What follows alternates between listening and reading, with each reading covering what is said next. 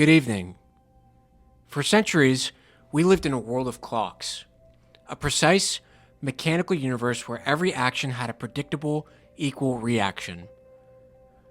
Isaac Newton told us exactly where to find the apple once it fell, and we, as observers, were outside the machine, just watching it tick.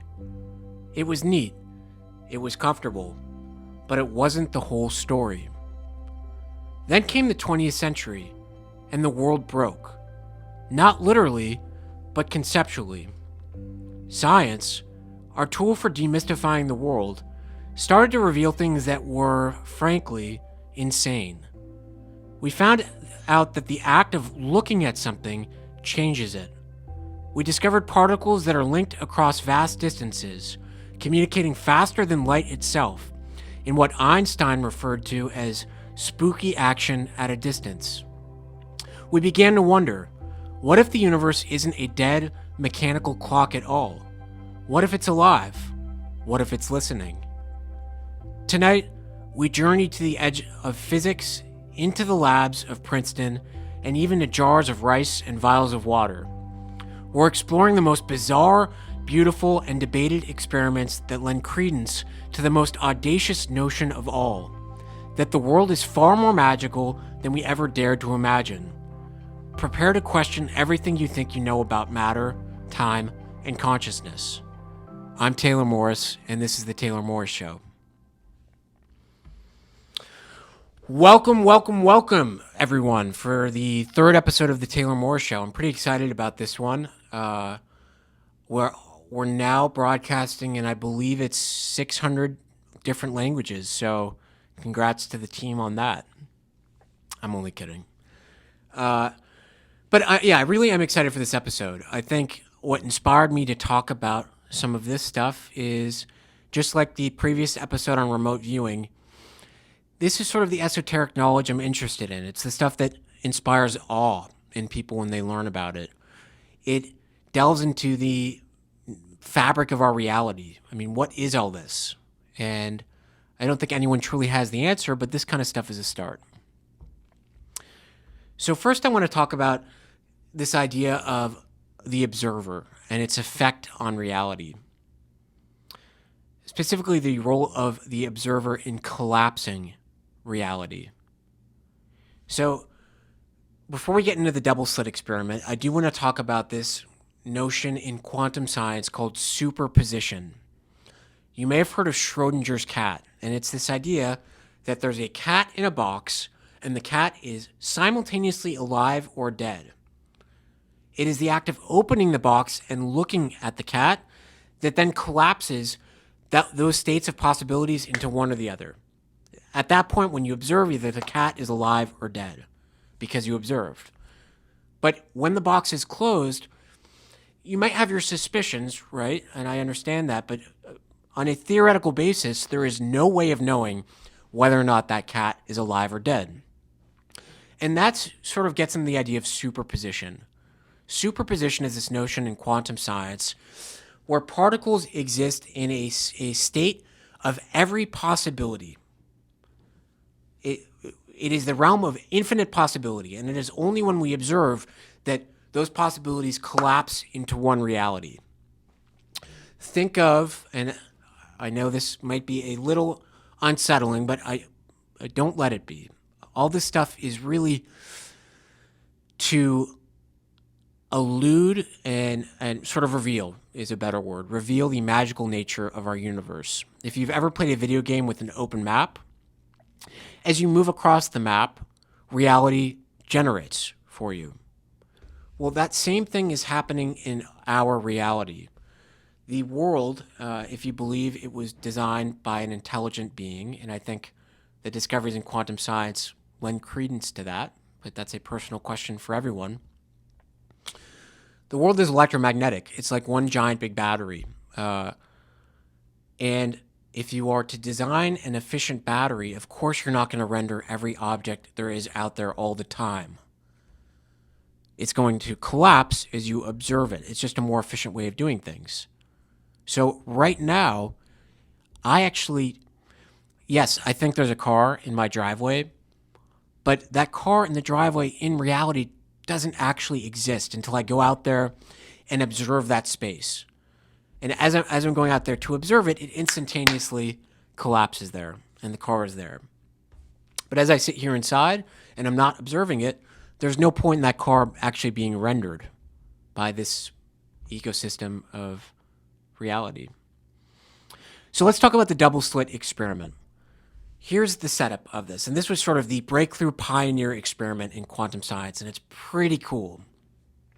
So you had a source of light, and then in front of that source of light, you have a screen. Think of like a projector screen or something like that with two slits in it that light can get through. And then finally beyond that, you have a wall, the final wall, where the light eventually hits. And so what researchers found is that when they didn't observe, they didn't have a mechanism in the room to observe this process, the light from the light source stayed in a wave form. Light can be in two forms, wave or particles.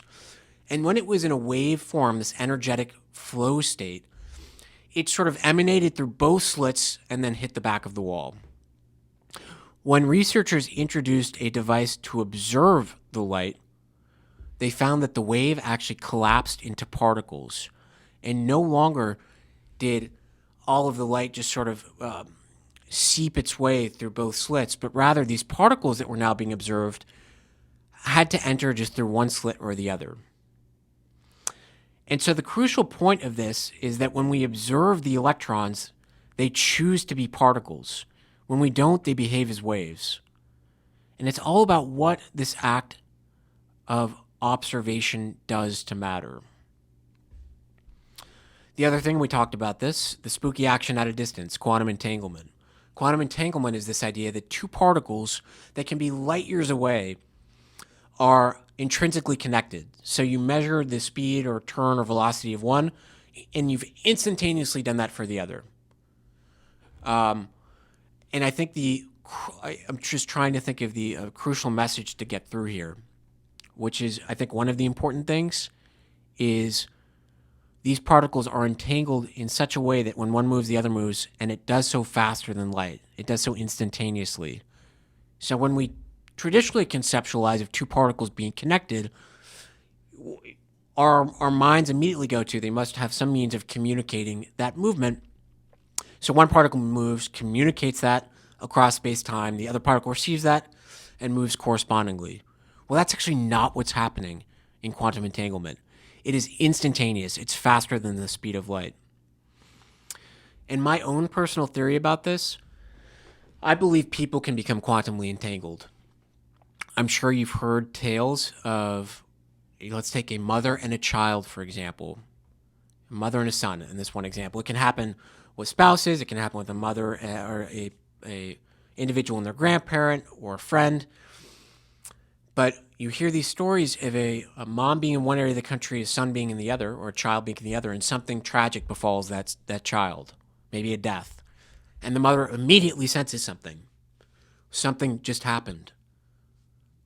What is that, right? I believe that's entanglement. Or heartbreak syndrome.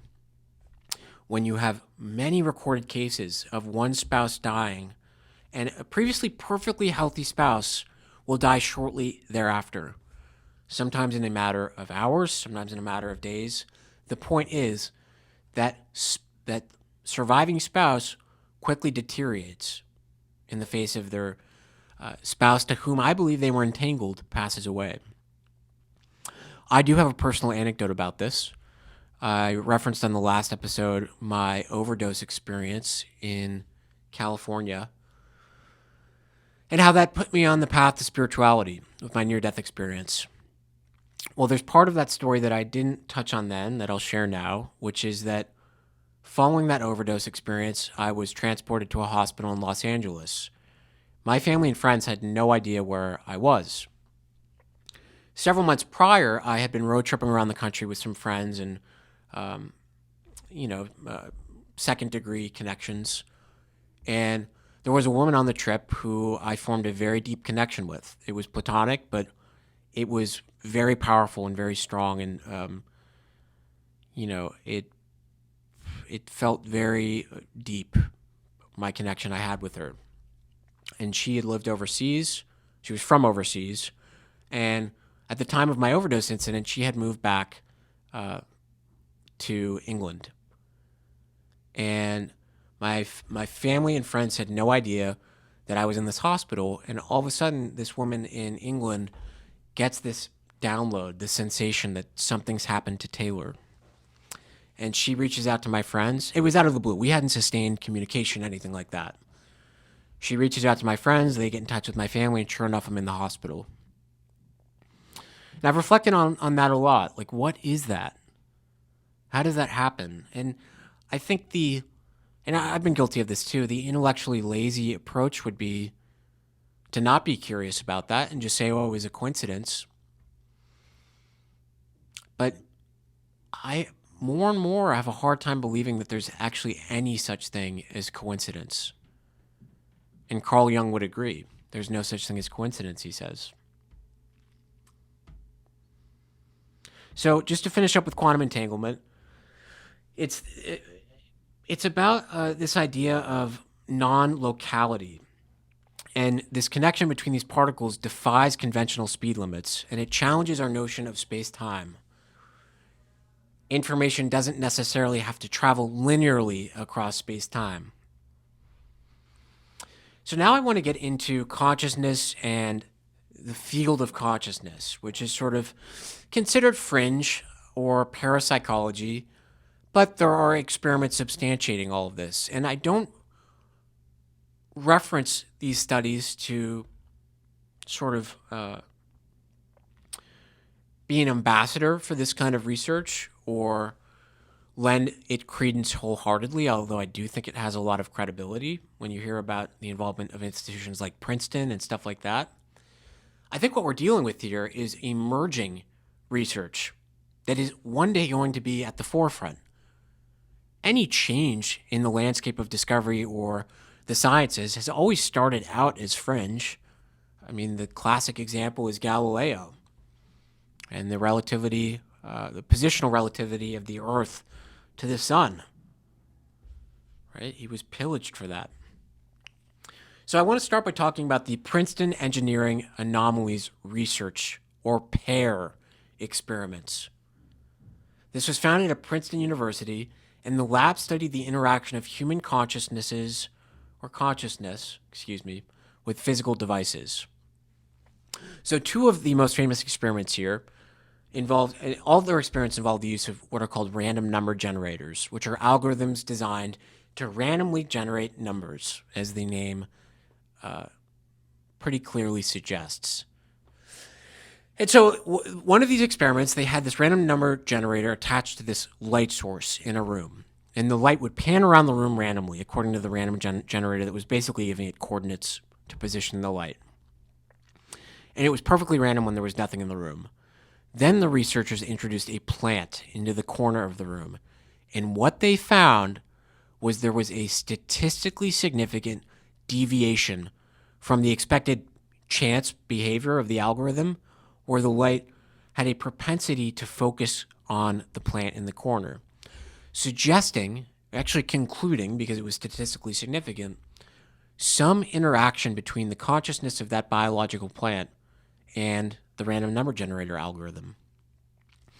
In another experiment, it was baby chickens or I believe it was baby rabbits were used. So similar to the plant experiment, they had this random number generator attached to this robot that was a source of warmth. And they, online, and I'll put this in the bio, you can see that the track map of where this robot roamed around, and it was completely random around this pen. And then they had a partition that they put in there, and they put rabbits on the other side of it. So the rabbits actually couldn't go seek the robot with the heat source, but wait until it came. And you would expect the random number generator driven robot to randomly move around its side of the pen. But that's not what happened. Again, just like the experiment with the light source in the plant, this random number generator that was governing the activities and movements of this warm robot deviated from the expected chance behavior.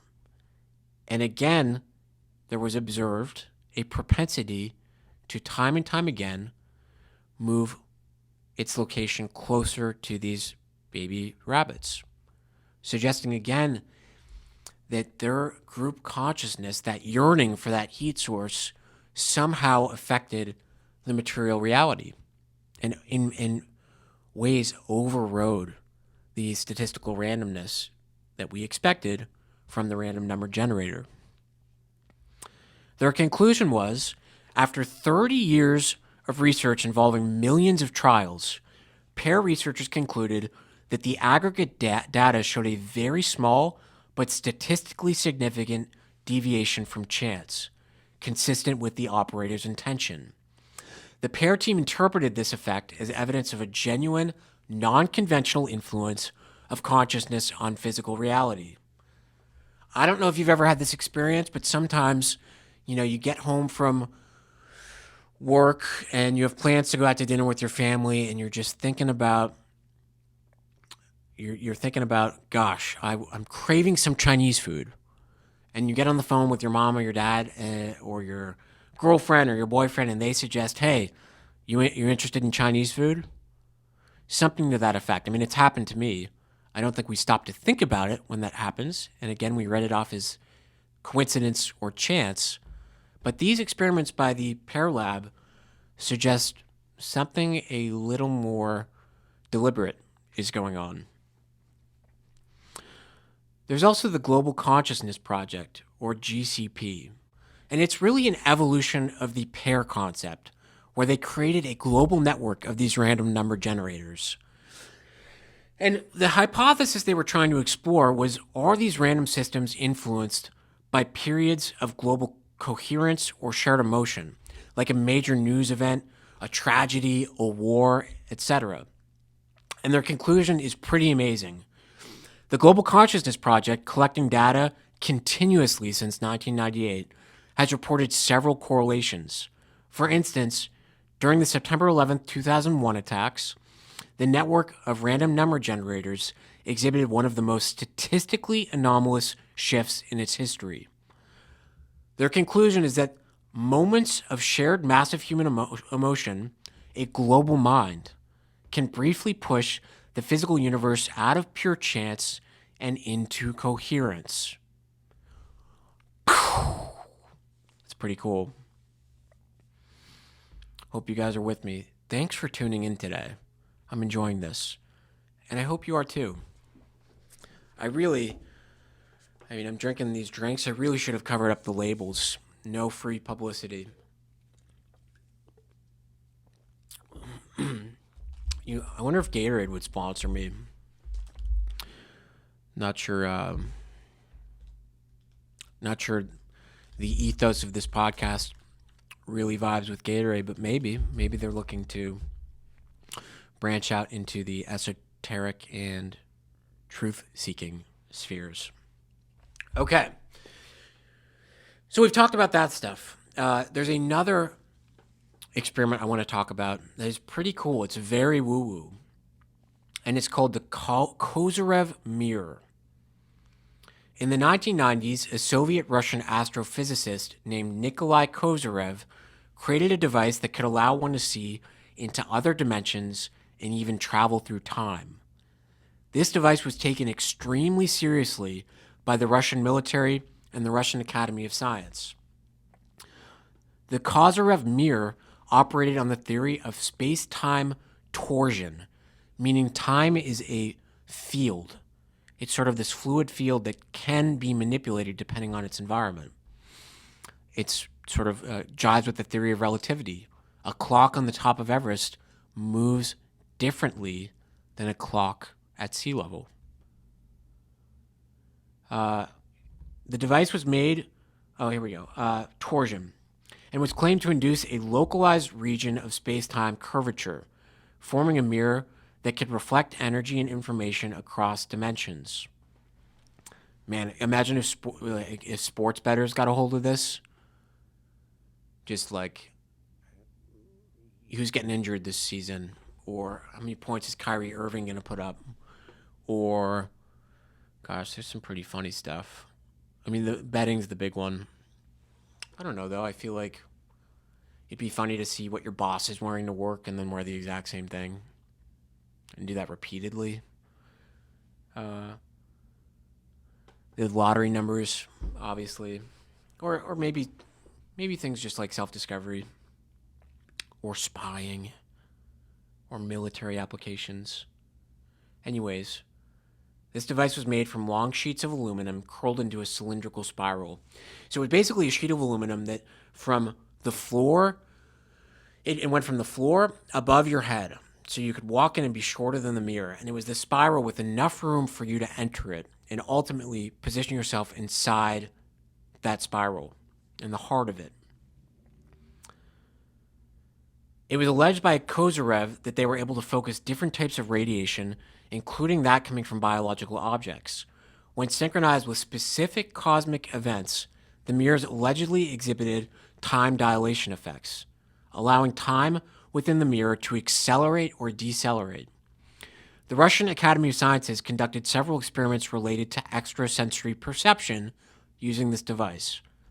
Extrasensory perception, also known as ESP.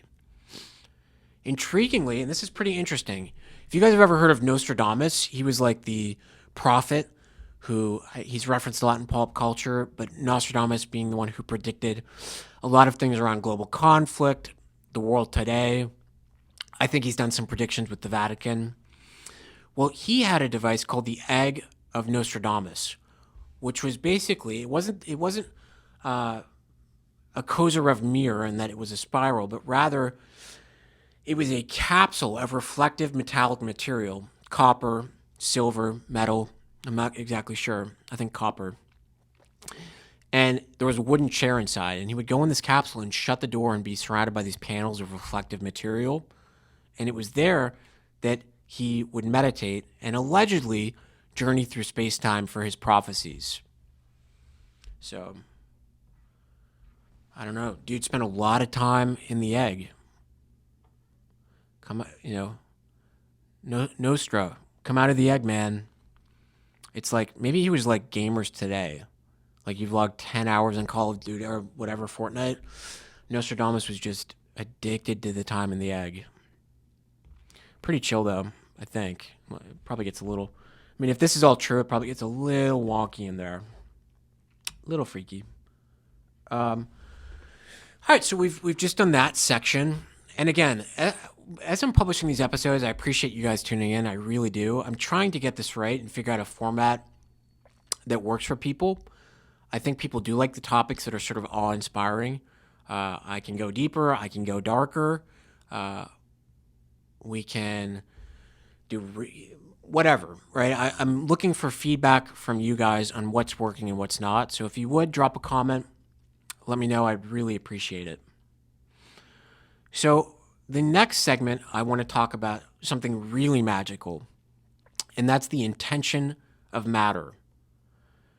There are some experiments that have been conducted that suggest the intention or emotion of a person can affect matter at the most basic level.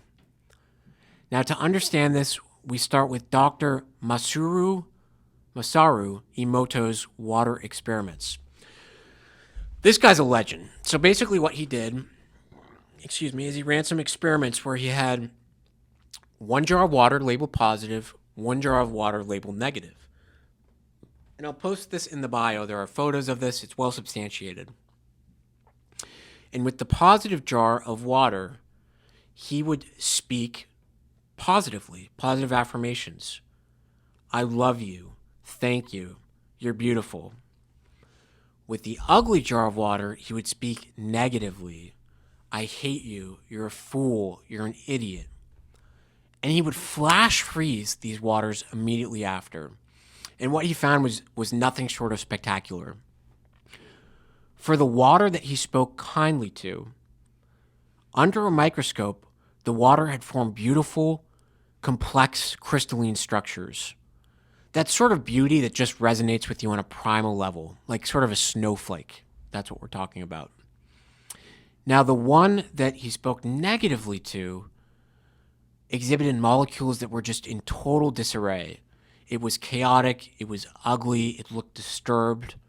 There was no coherence or structure to it whatsoever.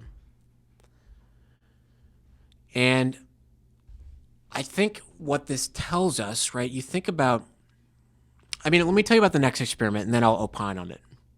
So the next experiment, and this is sort of it's a simple experiment that's an analog of Emoto's work, and it's all over social media right now, is people are taking 3 Tupperware containers of cooked rice, and over a week, for one of them, they speak positively to it. For one of them, nothing at all. It's neutral.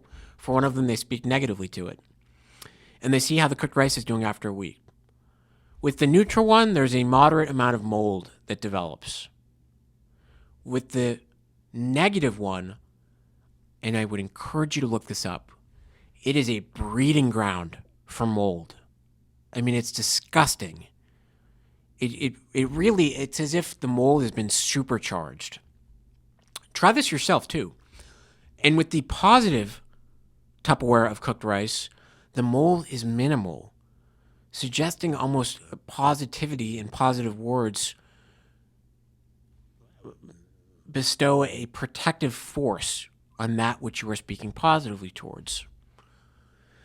And, whether you're religious or not, I wouldn't consider myself a Bible thumper, but I think all religious texts have a lot of wisdom in them. The Bible talks about how the tongue is a sword. I know from mysticism and mystical practices that the tongue is believed to be a wand. Words are believed to be very powerful. You have spelling, cursive. On TV, it's a broadcast. There's programming. There's the holly tree, which is used to make witches' wands. Where are movies and television made? Hollywood. All this stuff is powerful. And you look at people who pray over their food, right? Even the Native Americans thanked their food, thanked the animal. I know Christians pray over their food, and other religions do too. I think for some people, you can look at that and be off-put by the religious aspect of it, but it's grounded, I think, in a metaphysical truth, which is that in expressing that gratitude for your meal, you actually have an effect on the particles and the molecules of that which you're about to eat. So just some food for thought.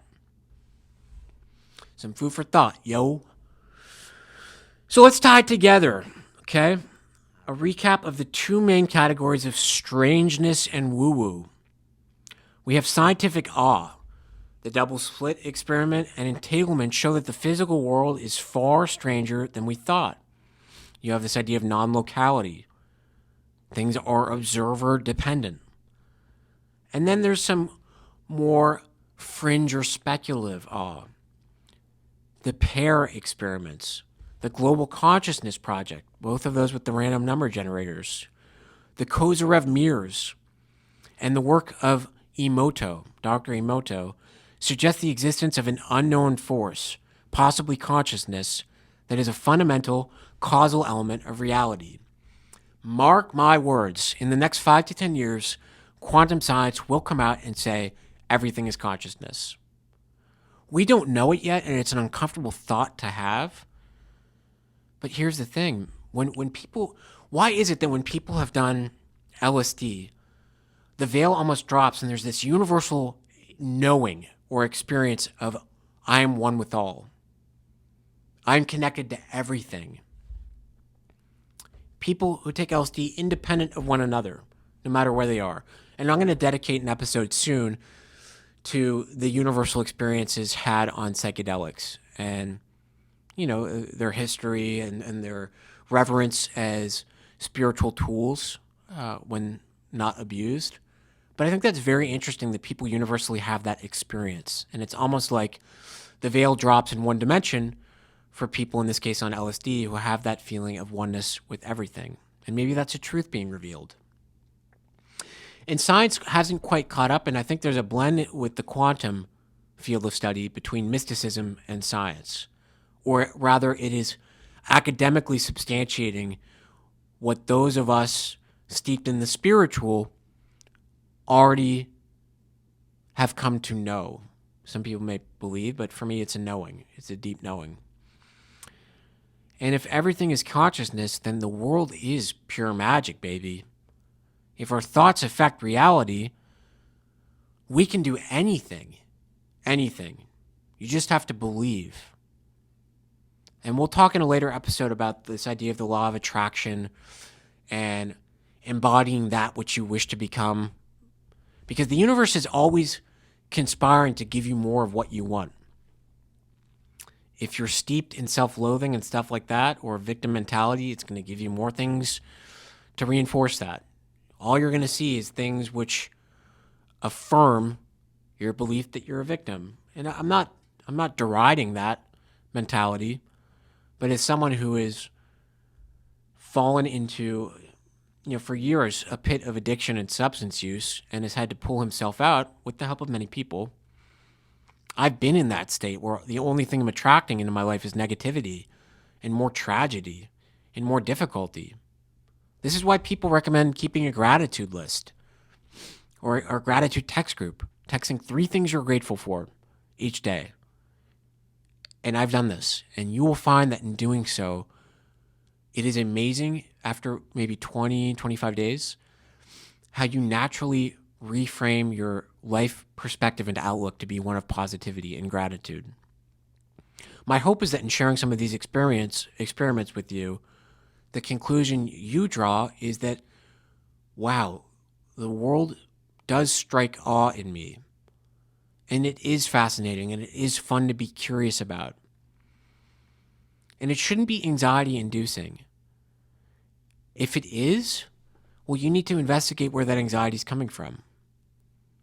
For me personally, I used to try and control my world, control the people around me, control outcomes, control people's perception of me, making mistakes but not owning up to them. And all that did for me was it exhausted me and it closed me off from the spiritual and this idea of trusting in the universal intelligence. That woman, Mel Robbins, she basically just repackaged this whole idea of detachment with her, I think her sayings like "let them be" or "let it be" or whatever.